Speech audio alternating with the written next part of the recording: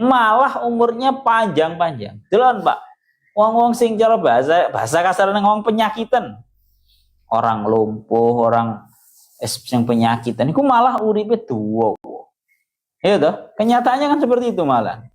Jadi wa kam min sahihin mata min ghairi illatin wa kam min sakimin asha hinam minat dahri wa kam min fata amsa wa asbaha dhahikan wa akwanhu fil ghaibi tunsaju wa huwa la yadri. Dan banyak sekali para pemuda-pemuda yang di waktu siang dan sorenya dia itu tertawa terbahak-bahak dalam keadaan kain kafannya itu sedang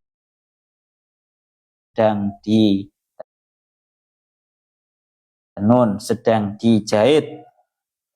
Wa kam min sahirin yurtajatu la umrihim wa qad udkhilat ajsamuhum zulmatal qabri. Dan banyak sekali anak-anak kecil yang diharapkan umurnya itu panjang. Diharapkan umurnya panjang dalam keadaan jisimnya sudah dimasukkan ke dalam kubur. Wa kam min arusin zayyanuha li zawjiha wa qad kubitat arwahuhum lailatal qadri. Dan betapa banyak seorang calon-calon pengantin perempuan yang sudah dihias untuk suaminya, namun kemudian ruhnya dicabut oleh Allah Ta'ala. Faman asha alfan wa alfaini fala buddha min yaumin yasiru fihi al qabri. Maka barang siapapun yang memiliki kehidupan sekalipun umurnya sudah alfan au alfaini, umurnya 1000 tahun atau 2000 tahun, akan ada hari di mana dia itu dijalankan menuju kubur. Wes niku konsep yang ngoten.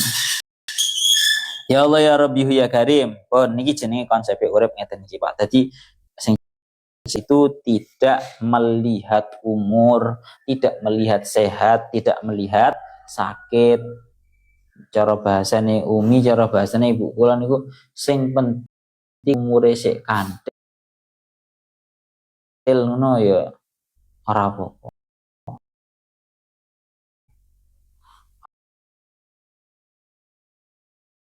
Banyak kejadian yang seperti apa muat ya, morai Gustufel tabrak sepur Pak. Atau garwane Ami Bagus itu ya waduh ditabrak sepur, nalare wongnya bayangnya ditabrak sepur kira-kira orang mati. Merasa baik Gustufel itu pian tahu kecelakaan ditabrak sepur. Wes gelempang nang pinggir dalan. Wong-wong wis nyebut. Wah bomat pireng. Wong-wong wis nyebut, wah mati wong ki mati. Ditabrak sepur koyo ngono parahe jare. Numpak sepeda posisi. Ya alhamdulillah bahasane Umi, bahasane jenenge ngene ku umure sik kanthil, nyawane sik kanthil. Nyawan sik kanthil. Wah parah patah tulang di banyak daerah, tapi ya sik urip. Pun nggih, dadi tidak melihat umur, jenenge kematian ning ngoten. La yasma tasbiqu min ummatin ajalaha wa ma yastakhirun. Artinya tidak mungkin. Nang mriki dikatakan kalian saya asawi la yata'akhiruna anhu wal maksud min hadhil ayah. Arti daripada tujuan ayat ini at-taqri wa takhwif li ahli Makkah, untuk menakut-nakuti terhadap ahli Makkah. Ka'annahu qala, seolah-olah didawuhkan la taghtarru bitulil amal. Kalian jangan tertipu oleh tulil amal atau panjangnya angan-angan. Karena apa fa innalidzalimi waqtan yu'khadhu fihi la yataqaddamu alaihi wa la yata'akhkharu alaihi. Karena ada waktu untuk orang-orang yang zalim itu akan disiksa mereka dalam keadaan mereka tidak bisa maju juga tidak ada bisa mundur. Intinya dipersiapkan mulai dari sekarang. Karena yang namanya kematian itu tidak bisa diharapkan untuk dipercepat, juga tidak bisa diharapkan untuk diperlambat. Niku ngoten. Aswa jodoh kayak gisian. Ya Allah ya Rabbi ya Karim. Ad-dhamiru ba'da ta'nisihi ri'ayatan bil makna. Dhamirnya itu dimudzakkirun setelah dimuannaskan, yakni pada ajalaha, ya toh. Itu alasannya karena riayatan lil makna, karena melihat terhadap makna. Pokoknya itu. Jadi cara bahasane para guru, cara bahasane wong-wong niku kan ngoten. Wong niku lek kengalimen niku suwe-suwe malah ketok koyo wong goblok. Karena napa? Kayak nang salat jenazah wis, salat jenazah itu kan yang namanya dimudzakarkan bisa dimuannaskan melihat terhadap makna. Bukan hanya melihat terhadap dohirnya lafaz. Kalau lafaz ummatin itu kan mestinya harusnya di muannaskan karena ummatin. Tapi ternyata itu masih bisa mudzakarkan melihat terhadap makna. Lihat kepada makna mana umat itu bisa diartikan dengan kaum, dengan bahasa kaum. Nah, kalau niku lek biyen tas teng peloso niku diwurui kados nang salat jenazah. Salat jenazah kok orangnya itu laki-laki tapi maufir laha warhamha wa'afiya wa'fu anha wa akrim nuzulaha. Bisa saja karena bi'tibari lafdil janazah atau bi'tibari lafdin nasamah. Sebuah tubuh bahasa Arabe nasamah. Ya. Iku wong lek wis kepinteran ya ngono kuwi. Tibane wong sing kepinteran iki malah ketok kaya wong goblok. Contoh-contoh gampang lah, contoh gampang. Wallahu ala sayyidina Muhammadin wa ala alihi wa sahbihi salam. Kudune kan wasalam toh. Karena nopo?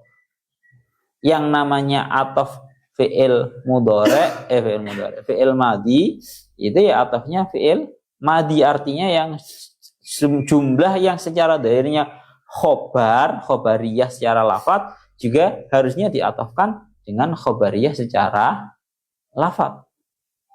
Wasalla. Ini kan secara lafaz khobariyah, secara makna talabiyah. Atafnya harus sama, harus salam. Biar sama-sama khobariyah lafdhon, talabiyah makna. Tapi lek aku sing ngomong wasallim, ojo sekali-kali disalahne.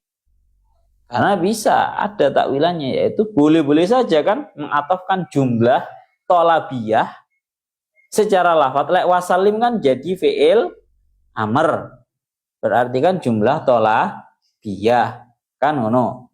Ya boleh saja kan mengatafkan jumlah talabiyah kepada jumlah yang khabariyah secara lafaz. Mbak mau paham ora? Lek wong gak tau ngaji nahwu, mari maca wasallallahu marono kok wasallim, iku tengere wong goblok. Lek ana wong kepinteran maca mari wasallallahu kok marang ngono wasallim, iku tengere wonge kepinteran. Pun niku ngoten. Jadi bisa melihat terhadap maknanya. Niki banyak hal, pokoknya jadi iso melihat terhadap maknanya. Li'anna ummatan bi makna qaumin. Karena umat itu diartikan sebagai kaum. Selanjut. Summa arsalna rusulana tatsran kulla ja'at ummatar rasuluha kazzabu fa atba'na ba'dahum ba'dah wa ja'alnahum ahaditsa fa bu'dan liqaumin la yu'minun. Surat Al-Mu'minun ayat 44. Summa arsalna rusulana tatsra. Kemudian aku mengutus kepada para rasulku, para utusanku dalam keadaan berurut-urutan, mutatabi'aini. Kullama jaa'a ummatar rasuluha kadzabuh. Setiap kali seorang rasul itu mendatangi terhadap umatnya, yang ada umatnya itu malah menganggap bohong terhadap rasulnya. Fa'atba'na ba'dahum ba'dah. Kemudian aku susulkan sebagian kepada sebagian yang lain, yakni di dalam kebinasaan. Wa ja'alnahum ahadisa, dan aku jadikan mereka merupakan sebuah cerita. Babu dari qaumil la yu'minun, maka jauh sekali yakni dari rahmatnya Allah orang-orang yang tidak beriman. Al-Mu'minun ayat 44. Summa arsalna rusulana tatsra. Tatsra di sini dingendikaken bitanwini wa adamihi, dengan cara ditanwin atau ya Allah ya Rabbihu ya Karim dengan tanpa ditanwin. Tatsron utawa tatsro ai mutatabi'aini. Ya Allah ya Karim ai mutatabi'aini. Ai mutatabi'ina, yakni dalam keadaan berurut-urutan saling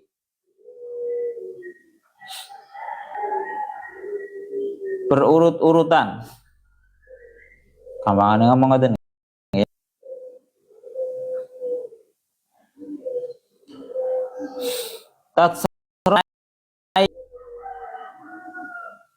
Yutba'u ba'duhum ba'da, ayat ba'u ba'duhum ba'da. Ngriki disebutakan secara berturut-turut. Mutatabi'aini baina kullisnaini zamanun tawilun, di antara satu dengan yang lainnya itu terdapat waktu yang sangat lama. Kullama ja'a ummatun rasuluha ummatan rasuluha kadzabuhu. Setiap kali seorang rasul itu mendatangi terhadap umatnya, mereka selalu menganggap bohong. Sekarang bahas qiraahnya. Kullama ja'a ummatun itu bisa yang pertama bitahqiqil hamzata ini, dengan ditahqiqkan dua hamzahnya. Jadi ja'a ummatun yang pertama, yang nomor dua wa tashilissaniyati bainaha wa bainal wawi. Ya. Kira yang kedua yaitu membaca hamzah yang kedua itu dibaca tashil di antara hamzah dan juga wawu. Ya, cara bahasane kullama ja'aum aum seperti wawu seperti hamzah. Kullama ja'aummatan itu bahasa yang tashil. Ini merupakan dua qiraah sab'ah. Wa ja'alnahum kadzabu, selalu menganggap bohong terhadap utusan tersebut. Fajba'na ba'dahum ba'da, maka aku susulkan sebagian dari mereka kepada sebagian yang lain fil halaki, yakni dalam kebinasaan. Mari iki dibinasakan, susulkan sebagian yang lain. Wa ja'alnahum ahadisa fa bu'dal liqaumil la yu'minun, menjadikan mereka sebagai hadis, yakni cerita-cerita, bahasane ngaten fabu'dal liqaumil la yu'minun, maka jauh sekali mereka daripada rahmatnya Allah Ta'ala.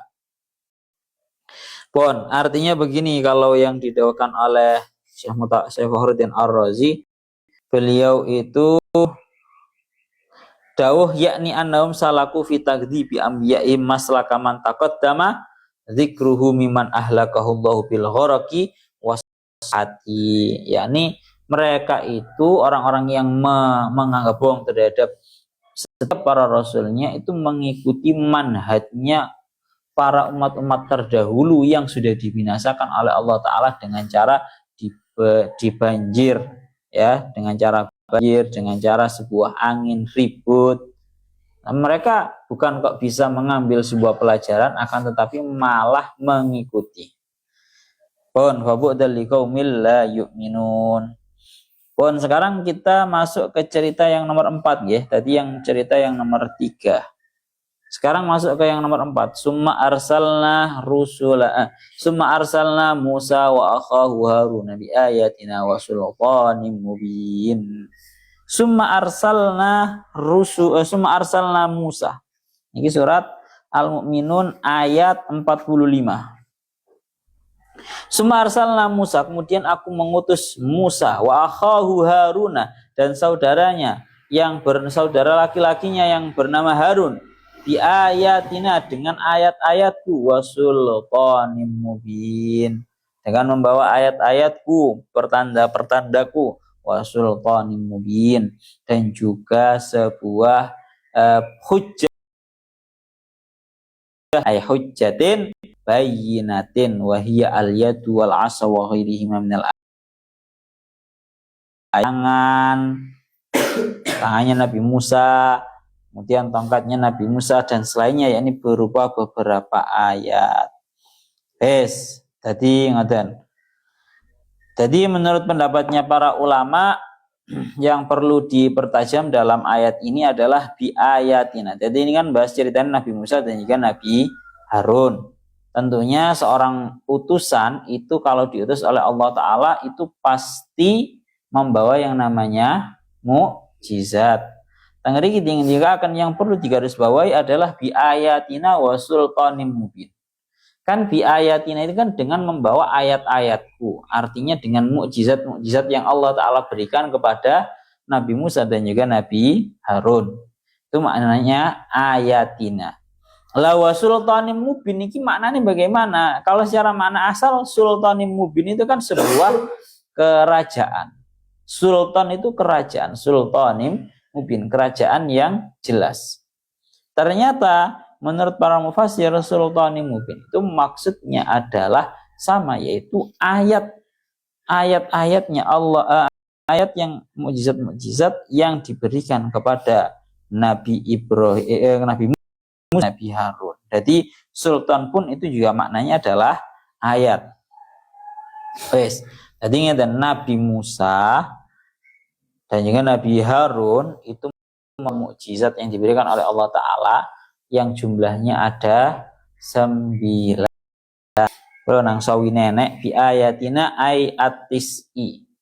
Ayat atau mukjizatnya Nabi Musa dan juga Nabi Harun iku ono 9. Pertama al-aso, yaitu tongkatnya Nabi Musa. Yang nomor 2 al-yad, yaitu tangannya Nabi Musa yang bisa berubah menjadi putih mencorong bercahaya. Yang nomor 3 wasinun al-mujdibah, yaitu tahun-tahun paceklik. Nomor 3. Nomor 4 wattamasu, di bahasan dikutuk, wattufan banjir, wal jarot belalang, wal kummal, dan juga ya Allah ya Rabbi ya Karim napa iki jenenge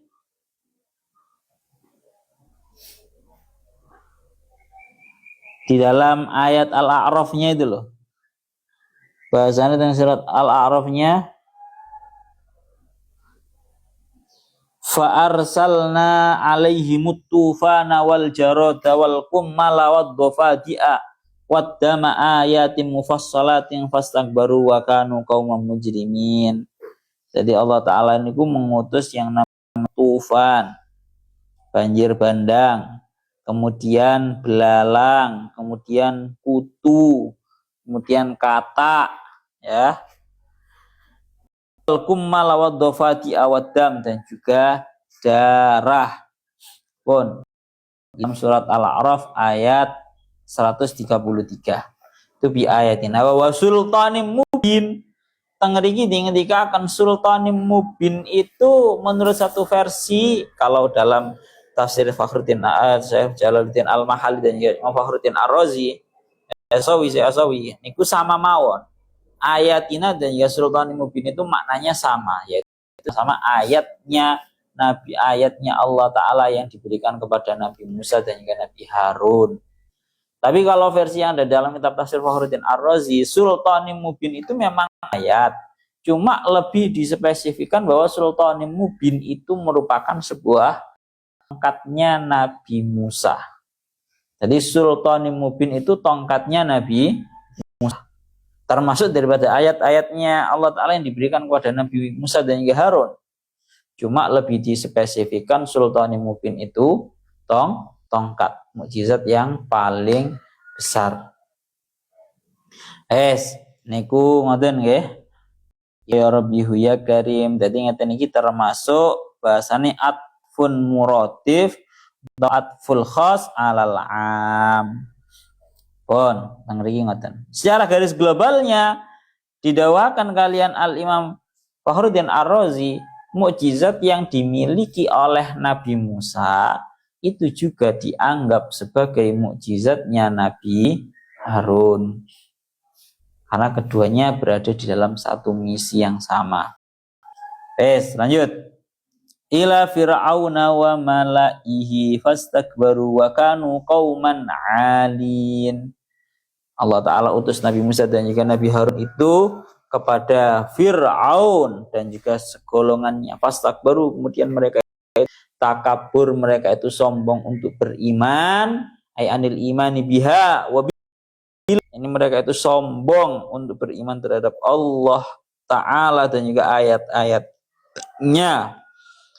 Ya Allah ya Rabbihu ya Karim. Yang nomor 2, wa kanu qauman 'alin, dan mereka itu merupakan golongan yang napa namine sombong dan orang-orang yang mulia, mulia. Yang lagi diartikan aiqohirina bani Israila bidzulmi.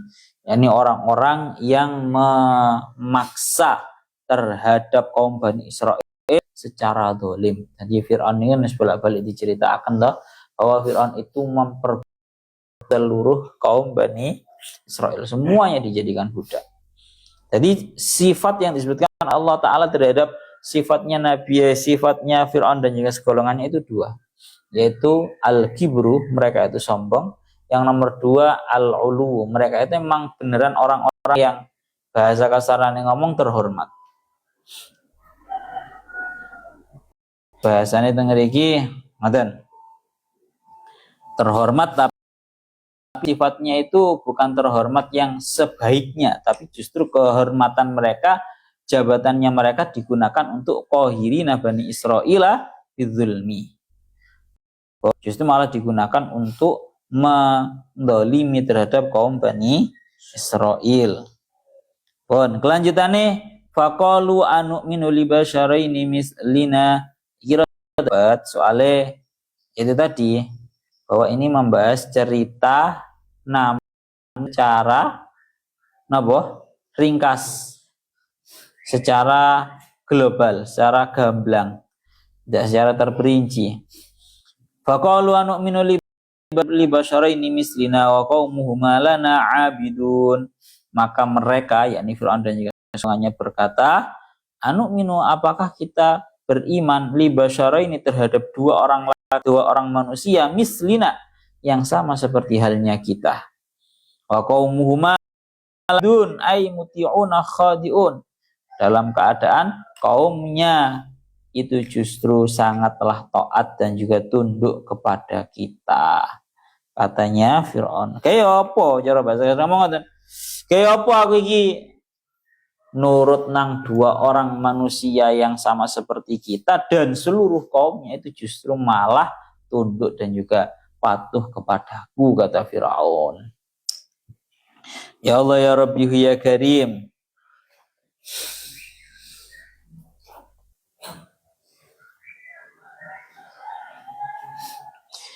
Terus kula lanjutaken malih. Arti daripada wa qaumuhum lana abidun, tengriki menurut satu qaul dikatakan bahwa ya Allah ya Rabbi ya Karim, anna qauma Musa wa Harun kanu kal khuddam wal abid lahum. Jadi memang seperti yang sudah sering kali dijenengi, Fir'aun itu mampu menundukkan kaum Bani Israel, benar-benar mereka itu taat, benar-benar nurut. Akhirnya napa fakadzabuhuma fakanu minal muhlakin. Maka Fir'aun dan juga seluruh kaumnya itu menganggap bohong terhadap Musa dan juga Harun, maka mereka itu menjadi golongannya orang-orang yang dibinasakan. Pun fakadzabuhuma fakanu minal muhlakin, semuanya dibinasakan oleh Allah Ta'ala. Ya, balik niku diceritakan dibinasakannya yaitu dengan cara ditenggelamkan. Bahkan minal muhlakin. Nah ini kelanjutannya. Walaqad atainal kitaba la'allahum yahtadun, dan sungguh aku telah memberikan Musa Alkitab, yakni ayat Taurat, kitab Taurat, la'allahum ay qaumahu Bani Israel, agar mereka kaumnya Nabi Musa, yakni kaum Bani Israel, yahtaduna, bisa mendapatkan petunjuk bihi minad dhalalah, ya, memberikan petunjuk dengan kitab tersebut dari jauh dari yang namanya kesesatan. Wa utiyaha ba'da halaki fir'auna wa qaumihi jumlatan wahidatan. Iki sing perlu awak dhewe ketahui, Nabi Musa dan juga Nabi Harun, terutama Nabi Musa ini diberi kitab, yakni kitab Taurat itu setelah Fir'aun dan seluruh bala tentaranya itu dibinasakan.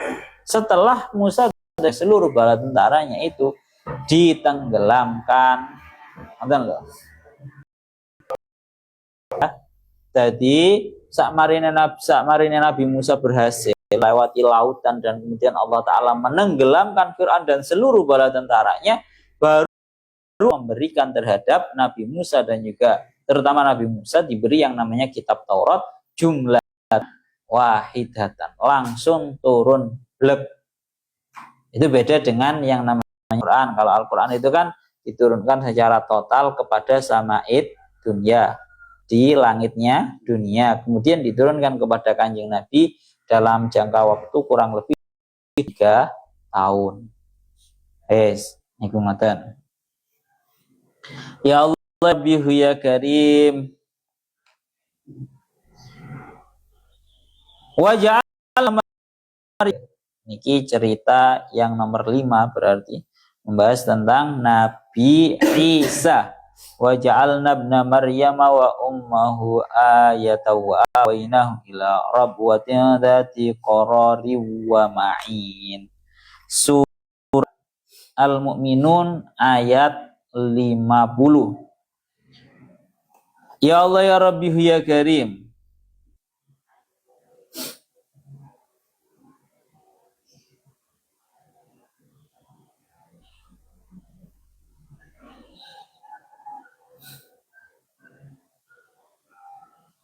dzati qarari wa ma'in, dan sungguh wa ja'alna ibna Maryam, dan aku jadikan putra Maryam yakni Nabi Isa wa ummahu dan juga ibunya ayatan sebagai satu pertanda.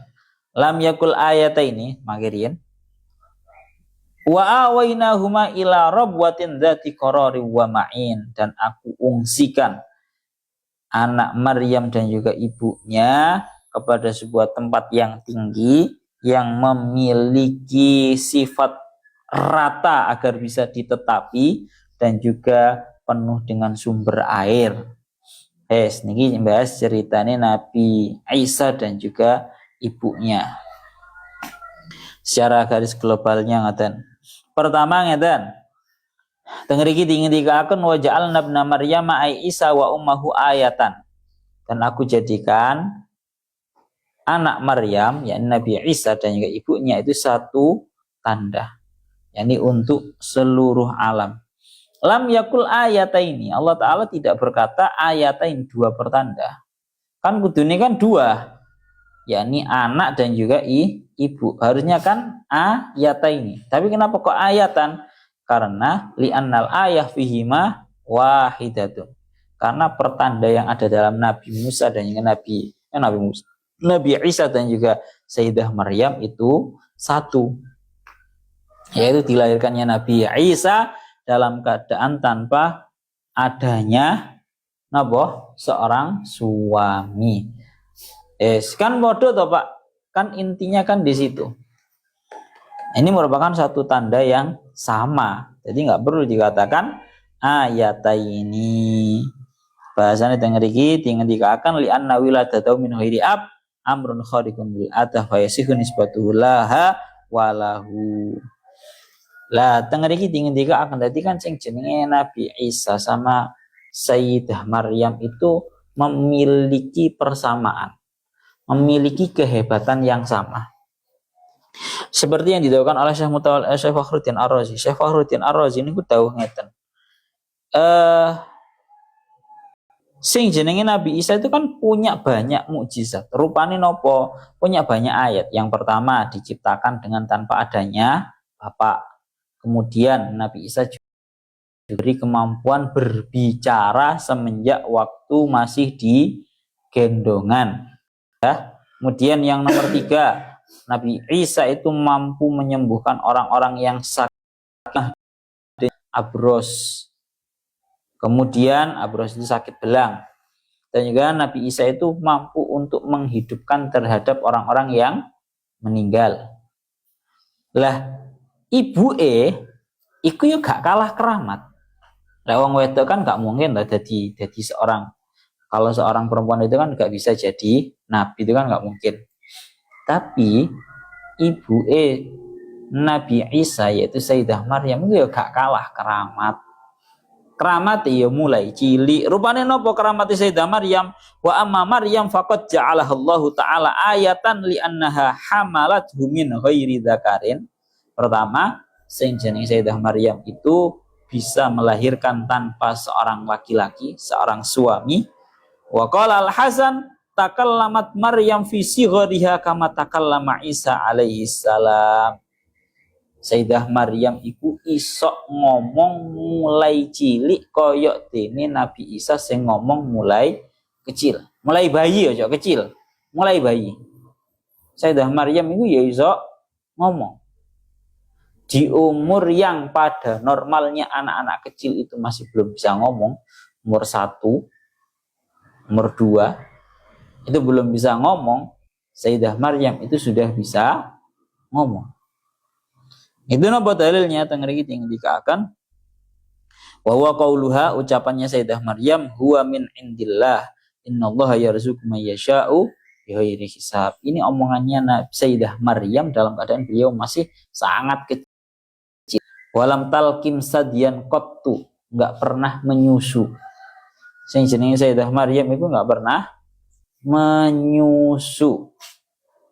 Makmane langsung cara bahasane ngono, rezeki sing langsung dugi kersane Gusti Allah. Qala al-Qadi nang iki dikatakan bahasane wal aqrab annahu ja'alahuma ayatan bi nafsil wiladah li annaha walada li annahu wulida min ghairi dzakarin wa waladat min duni dzakarin fashtaraka jami'an fi hadzal amri al-ajib al-khariq al-adah. Bon. Jadi ternyata Sayyidah Maryam pun itu yo kalah keramat. Yo sangar, Pak. Sayyidah Maryam itu yo sangar. Bon. Terus dilanjutkan wa awainahuma ila rabwatin, dan aku ungsikan Maryam dan juga anaknya kepada tempat yang tinggi, kepada dataran tinggi, ai makanin murtafiin, yakni kepada dataran tinggi. Di mana tempatnya? Wa huwa Baitul Maqdis au Dimashku au Palestinu aqwalun. Ada yang mengatakan Rabwah dataran tinggi itu di Baitul Maqdis, ada yang mengatakan di Dimashq, ada yang mengatakan di Palestina. Kenapa kok Allah Ta'ala mengungsikan kepada Maryam dan juga putranya? Sababu dzalika anna malika dzalika zaman kana arata yaqtula Isa. Jadi raja pada zaman itu ingin membunuh terhadap Nabi Isa. Faharabat bihi ummuhu ilatil karrabwah. Akhirnya ibunya lari kabur membawa Nabi Isa menuju dataran tinggi. Wa maka satbiha isnai asyarata sanatan, dan menempat di dataran tinggi tersebut selama 12 tahun. Nah, ini dilanjutkan hatta halaka dzalikal malik, sampai raja tersebut itu meninggal. Yang pertama ada yang mengatakan maksud daripada dataran tinggi itu adalah Baitul Maqdis. Huwa a'la makanin fil ardi. Ini yang perlu kita ketahui. Baitul Maqdis itu merupakan tempat yang sangat paling tinggi di dunia ini. Li'annahu yazidu ala ghairihi fil irtifa sama niyata asyara mailan. Karena yang namanya Baitul Maqdis itu lebih tinggi dari seluruh dataran yang ada di bumi ini dengan selisih 18 mil. Nah ini golek maneh rek, sak mil itu berapa saya lupa ya. Tak baleni maneh, sing jenenge Baitul Maqdis itu dataran paling tinggi yang ada di muka bumi ini, selisihnya sampai 18 mil. Bahwa aqrabul biqa ilas sama, maka dataran yang paling dekat dengan langit itu adalah Baitul Maqdis. Lanang ngriki diberikan sifat zati qararin, yang memiliki sifat rata bisa ditempati, ai mustawiyatin, yakni yang lurus, yang rata, yastaqiru 'alaiha sakinuha, yang bisa ditempati oleh orang-orang yang ingin menempatinya, wa ma'inin ai ma'in jarin dhahirin tarahu al-uyun, dan memiliki sumber air yang melimpah, gampang ngomong ngoten. Lebih tepatnya maksudnya al-ma'in itu adalah air yang mengalir, yang bukan hanya mengalir tapi tampak. Ngono lho. Jadi ora kok nang jerone sumur ngoten mboten. Ya, air yang mengalir yang tampak. Tarahu al-uyun, yang bisa dilihat oleh mata pun. Ya ayyuhar rusulu kulu minat thayyibati wa'malu sholihan inni bima ta'maluna alim. Surat Al-Mu'minun ayat 51. Ilahuna wallahu a'lam bissawab.